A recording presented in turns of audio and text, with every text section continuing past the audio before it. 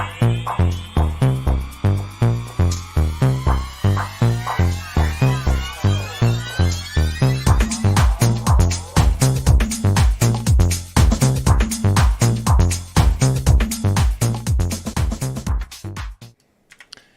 going on, everybody? Welcome to your weekend astrology forecast for the weekend of September 10th and the 11th of 2022. Astrologer Brian Scarborough here, Fixed Air Moon, keeping the collective fixed on astrology. Truly appreciate you all. Hope everybody had a good week and is ready for this weekend. And of course, we get to kick off the weekend with a full moon in Pisces. It's been an interesting vibe having it pass, 4:30? It was exact at 3 a.m., so it's been interesting. And then having a Mercury retrograde just hours before at 8:30. What a time. Feels good, though. It does feel like a big release. It does feel like we're in this Virgo season. We're in this reality, and we just got to find our stream, like the little fishy would, and just kind of like let go and say, it's fine. So Pisces, so Neptune, like, I'm just gonna let things go. I'm just gonna slip over here, slip over there, while simultaneously, like, taking care of business and getting work done. And, so very interesting energy. Let's take a look at the horoscope. Of course, this full moon was at 17 degrees. I did not set the chart for the full moon. I set it for midday Saturday. So just full disclosure there if you were wondering. It's at 17 degrees for that full moon. So, Pisces is very much this place of where we kind of keep karmic baggage in a cyclical loop, if you will. So I do think that there is a lot of this full moon that is a release of karmic baggage. It's a release of aspects that no longer matter. We're seeing with Jupiter at 5 degrees in quincunx to Venus in Virgo that we're having to get more practical and more precise about the new stories. And especially as we're about to come into a moon in Aries this weekend, I think this weekend is about building off of the full moon, of releasing cyclic patterns, not getting stuck in this loop, right? The two fish kind of circling each other. It's letting go of that. It's being able to really look forward into the future. It's being able to get rid of some sensitivities in our life. There's a seriousness to Virgo. It's very real. It's very, on the money, paying attention. We definitely want to pay attention to our realities and the relationships in our life and where we're going and what we're trying to create and what we're building. But there's certain aspects in society and in the world that we can get overly sensitive about. And I do think that this is a full moon that's like with Saturn now at 19 degrees. It will station at 18, so we're only, a degree away from Saturn stationing. And it will go direct what is that, August or October? Gosh, is it 5th? I should know that. I think it's October 5th. And that's Pluto. Saturn's October, it's 21st. It's right before the Mars retrograde, or it's right before the eclipse and the Mars retrograde, so it's like the 21st. But we are at this point where we're seeing that society is going into a future. Are we going into an individuated future? Are we breaking habits? Are we breaking cycles? Or are we paying too much attention to what is going on in the world? And are those sensitivities creeping up on us? So I think it's important to remember, you don't have to let the outside world affect you emotionally. Pisces is wide open. There's no boundaries. So it is kind of a no boundary full moon. Like, we're feeling our emotions. We're feeling other people's emotions. We're getting all of it in this mixed bag. And I do think that we need to kind of be like, okay, I have to know what's mine. And I can't just take on what is the whole collectives. I can't take on what the world is, what the projection of life is right now. I have to get very particular and very precise and individuated. It is going to be at 17 degrees. It is that nice aspects to Uranus with the trine that the sun's building up to this weekend, with the sextile from the moon. We have to be a little rebellious right now and get back to our own individuality, get back to our own uniqueness, our values, and stop being focused with Saturn square Uranus on a very pressured value system of the world. This is an interesting example, and I don't want to hurt anybody's feelings. And I'm not trying. Again, we're talking about feelings here a little bit, not being sensitive. I'm just talking. I'm not saying it one way or another. The Queen died, right? And R.I.P. to Queenie. Who knows if she's been around this whole time or if she left before. We're living in a great time of propaganda. It is a Jupiter-Neptune year that we're still in, and Jupiter's coming back towards Neptune. We don't know a lot. But people are very upset at a certain person I know, David and Natalie, because on full disclosure, they were talking about the Queen and her death, and people got very upset, There's just sensitivities. That's just an example. If somebody says something, or if I just offended you, we have to know what's ours and what's not. And we can't get so easily offended and be so easily sensitive, because there's something about the aspects to Uranus that do take emotion out of it. There's not any emotion in Uranus, to be quite honest. So those sensitivities can be, utilized in a revolutionary way, where you're being sensitive towards the things in life that are beautiful, that are magical, that are, majestic in your reality, and not just something that the collective is being forced on, or something that somebody else is putting on you. And I think that's a big thing we all have to kind of check ourselves on in certain areas of life, is why are we letting some people get into our emotional field that don't belong there? And how can we get serious and precise and to the point about the reality we want, the purification that comes with that, and the liberation with Uranus that we will feel if we're able to just pay attention to our great emotions, to our great intuition that we do have. Now, as we come off of the full moon, of course, Mercury's retrograde. So we're in that stationary retrograde, motion, this snapshot, where we're looking and reevaluating things in our life that deal with our alignment, that deal with the balance, that deal with relationships, that deal with, it's interesting too, Uranus and the North Node in Taurus, that is the relationship to ourself. I think we have to pay, particular attention to that.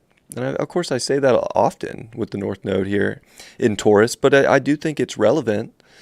And the moon will meet with Neptune, just adding to the sensitivity. So it's almost like, in some ways, if the full moon didn't get you, or you were asleep for it or whatever, you can wake up and by midday, it can kind of hit you like, wow, this is a full moon. But it's a very sort of magical full moon, and it can kind of take people into a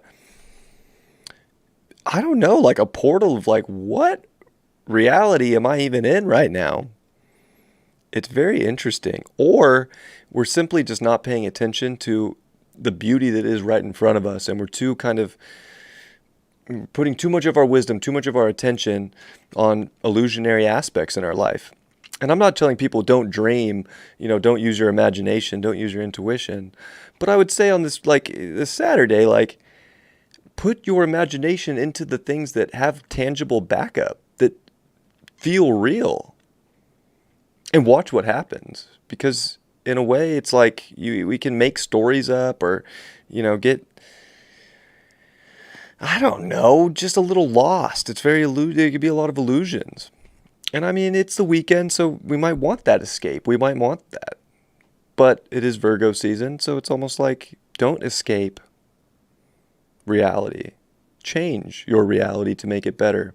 Don't run from your problems, because we're just going to have to rehash them anyways. And Virgo season's too on the point, particular, precise, just dialed up for what is real. So that's where I'm at with Saturday. I don't know if you can tell if I'm tired or not, but I am tired. It was also, this Saturday is Sun trine Uranus. So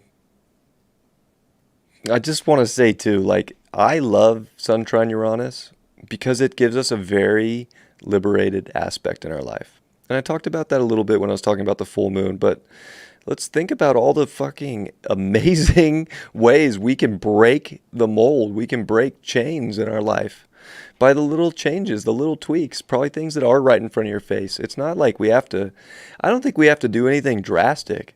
Like it's literally just like knock the dust off that one thing that you really want, but you haven't been putting the effort into. I feel like effort is important right now if you want things to show up in a physical form.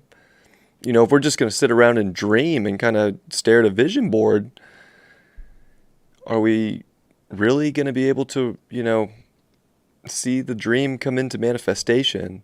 And I think this Uranus is definitely showing that you can absolutely experiment with your environment, with your reality, with your relationships, with your life. And if you do, you might just get that lightning strike of aha. So I think there are some definitely, you know, some revelations coming through to people, some like, whoa, like almost like a life hack just came in and they're like, I could figure this out, no problem. So it's very interesting. It's very earthly. It's very real. Like there's tangible something that's trying to show up after this full moon with this trine that is going to shock you into the acceleration of the changes that you want to see happen. So I do think it's a pretty special energy there. Sun at 19. Venus is still at 6, or it's at 8 now, sorry. And it's going to quincunx over to the moon, which is now in Aries, and it's with Jupiter. So I think Sunday is pretty awesome because we're getting sort of that initiation, that fire with the moon after coming off a pretty sensitive full moon, definitely feeling emotions. You know, we can start a lot of things on Sunday if you want to. Like you can get pretty like dialed up. And I think it gives us like a passionate sort of like, I want this in my life. This is going to be better. This is going to make me feel good. This is going to open things up. This is going to expand what makes me feel good. And I think that that's where the win's at, is really taking Sunday to go, this is the reality I want. And using I. Like, what do you want? Ask yourself, what do I want? What do I want to put my emotion into? What do I want to do with my personal life today? What do I want to learn? What do I want to grow? What relationships do I want to, you know, try? What relationships do I want to build? What's real?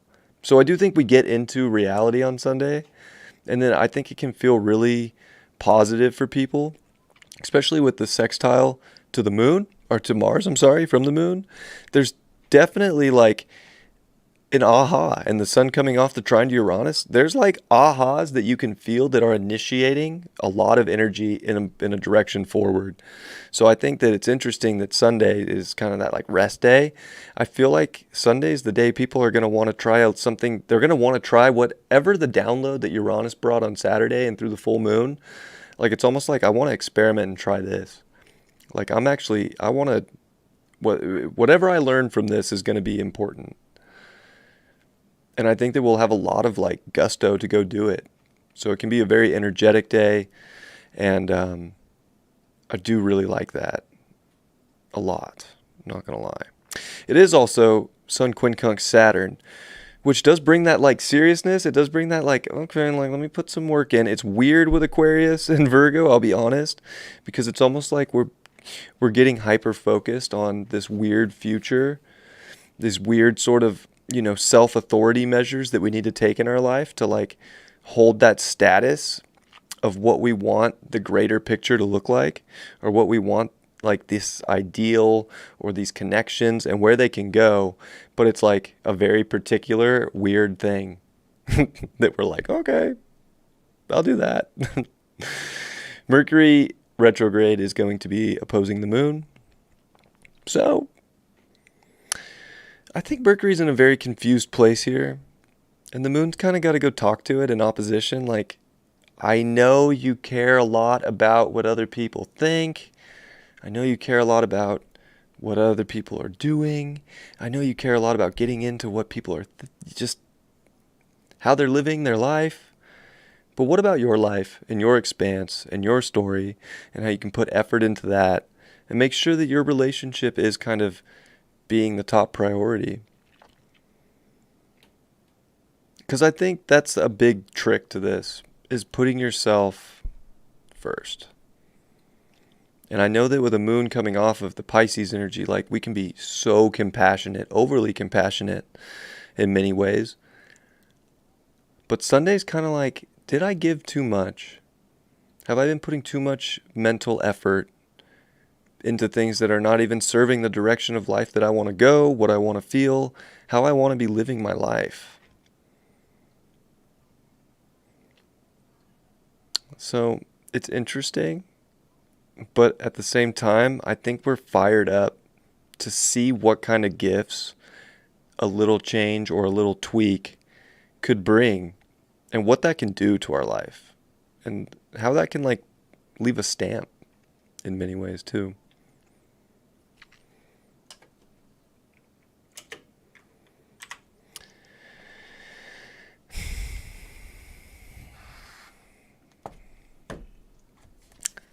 It's been a long week. Very long week.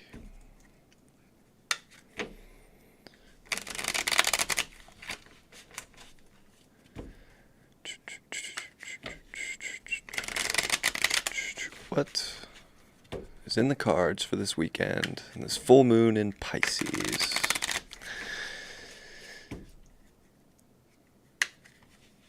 What is it? What are they gonna say? Better be good. I'm trying to have a good weekend. The star card reversed. You know, it's funny because the star, she's always alone. I know it's Aquarius's card, the water bear, right? But it is that, like, coming off of the tower moment and following the stars and that great wisdom that you've learned through the certain part that you've come to in your journey thus far, that things do get better when you trust the divine. And I think that that's something to be said about a full moon in Pisces, is that trust in the divine can hold so much weight in life. And we don't want to be afraid of what the new beginning can look like. And we might have to go about these decisions on our own. And we might have to, make sure that we're pouring up our own glass and make sure that, our own needs are being met before we just give to everything. The Emperor, gosh, we pull a lot of major arcana here on this channel. Again, very fitting. Finding that Emperor, it's Aries energy, right? It's one-pointed. You got to have a lot of compassion for yourself right now, and you got to have a lot of fire and drive right now. Because with all these planets retrograde, it kind of can feel very stagnant when it doesn't have to be. But you have to be able to take that authority. You have to be able to delegate your life the way that you want it to be, and be able to go on a new start. To be able to be okay with trying something different. To just be okay with giving to yourself as well. Queen of Swords, 3 major. Oh, no, it's not a major arcana. That's how tired I am.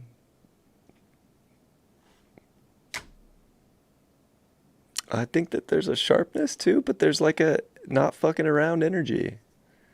And again, the Queen of Swords doesn't just dilly-daddle around. Like, this is where I think we know that we need to pay attention to our own needs. We know that we need to fill our cup up. We know that we can't keep doing things the way we've been doing them. Or we just feel that there's a change. And maybe it's not about just sitting back and relaxing, but actually doing the little change and tweak that you got the download for that's going to revolutionize your life.